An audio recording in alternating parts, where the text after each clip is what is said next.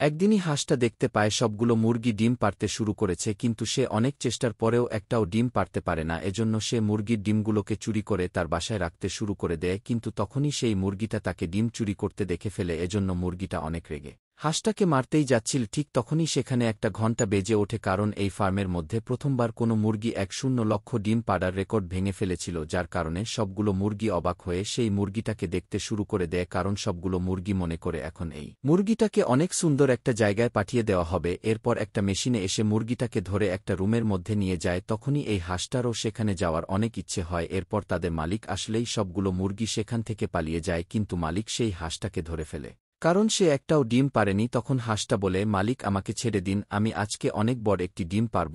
এটা শোনার পর মালিক তাকে মাফ করে দেয়। এরপর তাদের সবার খাওয়া দাওয়ার টাইম হয়ে যায়। তখন এই হাঁসটা বড় ডিম পারার জন্য একসাথে অনেকগুলো খাবার খেয়ে ফেলে। এরপর সে তার বাসায় গিয়ে বসলেই মোটা হওয়ার কারণে সে নিচে ঢুকে যায়, যার কারণে তার 1,000,000 ডিম পারার রেকর্ড কমপ্লিট হয়ে যায়। তখনই সেই মেশিনটা এসে তাকে সেই রুমের মধ্যে নিয়ে যায়। এরপর হাঁসটাকে সেখানে নিয়ে ছিলে দেওয়া হয়, কারণ এখন তাদেরকে জবাই করা হবে। পার্ট 2 দেখতে চাইলে আপনার ফোনে কত % চার্জ আছে তা কমেন্ট করে দিন।